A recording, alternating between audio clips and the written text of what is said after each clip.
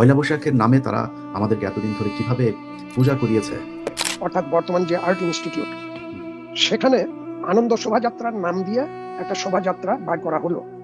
এবং এই যে কখনো মঙ্গল শোভাযাত্রা, কখনো আনন্দ শোভাযাত্রা, নানান নামে তারা এগুলোকে নাম দিয়ে তারপরে পয়লা বৈশাখের নামে আমাদেরকে, মুসলমানদেরকে তারা বাঙালি বানিয়ে তারপরে পূজা করানো হচ্ছে। এখন কথা হলো, এই যে হাতি, পেঁচা, ময়ূর, রাজহাঁস, এগুলো কেন? এগুলোকে খুব সিগনিফিক্যান্ট ভাবে মিছিলে ওই মঙ্গল শোভাযাত্রায় দেখানো হয়েছিল। কি বলবো, ষড়যন্ত্র তারা করে এসেছে এতদিন, তার একটা স্বরূপ আপনাদের মাঝে আজকে উপস্থাপন করা হবে। আমার সাথে আছেন গবেষক, লেখক, শিক্ষাবিদ জনাব শিকদার এ.এন. মাইনুদ্দিন। আজকের যে অনুষ্ঠান, এই অনুষ্ঠানের বেশিরভাগ যেসব তথ্য গবেষণা, এগুলো শিকদার মাইনুদ্দিন উনি করেছেন। ওনার কাছ থেকে আমরা মূল বক্তব্য শুনবো। মাইনুদ্দিন, আপনি আমাদেরকে জানাবেন যে এই যে পয়লা বৈশাখ, এই পয়লা বৈশাখে আমরা বিভিন্ন ধরনের তাদের দেবদেবীদের মূর্তি, প্রতিমা, এগুলোকে আমরা আমাদের বাঙালি সংস্কৃতির অংশ বিশেষ হিসেবে তারপরে আমাদের সামনে উপস্থাপন করেছি। এতদিন ধরে আমরা এগুলোকে পালন করেছি। এই শুরুটা কিভাবে হয়েছিল? আচ্ছা, আউযু বিল্লাহি মিনাশ শাইতানির রাজিম, বিসমিল্লাহির রহমানির রহিম। পয়লা বৈশাখটা আগে যেভাবে প্রচলিত ছিল সেটাই আমি পরে আসছি। কিন্তু হুট করে 89 সালে ঢাকা চারুকলা, তৎকালীন চারুকলা মহাবিদ্যালয়ের, অর্থাৎ বর্তমান যে আর্ট ইনস্টিটিউট, সেখানে আনন্দ শোভাযাত্রার নাম দিয়ে একটা শোভাযাত্রা বার করা হলো। সেটাও কিন্তু আমাদের জাতীয় সভ্যতার সাথে, আমাদের সমাজ, রাষ্ট্র, সমাজ রীতি, এগুলোর সাথে যায় না। তার পরের বছর আবার এটাকে মঙ্গল শোভাযাত্রা নাম দিয়ে শুরু করা হলো।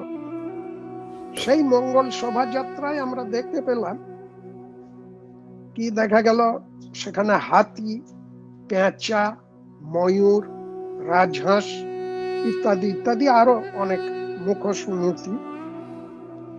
তার সাথে থাকলো ঢাক এবং কাঁসির শারদীয় দুর্গোৎসবের তাল লয় দিয়ে বাজনা, এবং সেই রিদিমেই আহ্নিক করে যেভাবে পূজায় সেইভাবেই বাজনা ছিল।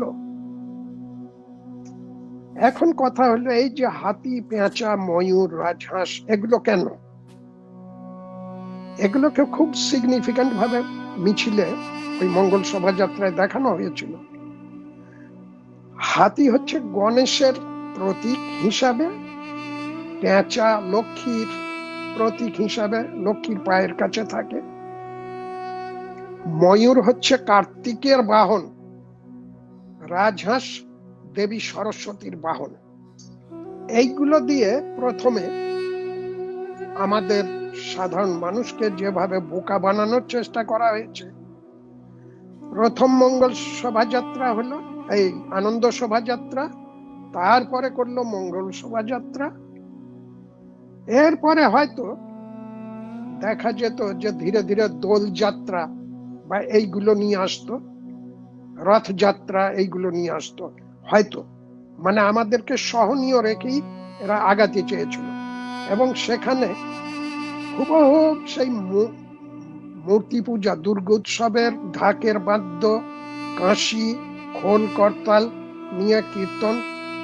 আমরা যদি নববর্ষ করতেই চাই, আমাদের এই পূর্ববঙ্গের ভাটিয়ালি আছে, পল্লী গীতি আছে, অনেক রকমের গান আছে, এগুলো তো এইসব মিছিলে দেখা যায় না।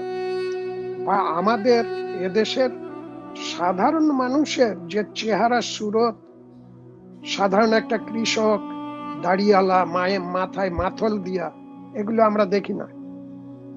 দেখলাম কি, কেউ ধুতি পরে আছে, কেউ চন্দনের ফোঁটা কপালে এঁকেছে, আবার মেয়েরা সব পূজারিনীর মতন লাল পেরে শাড়ি ব্যবহার করছে, কপালে বড় লাল টিপ।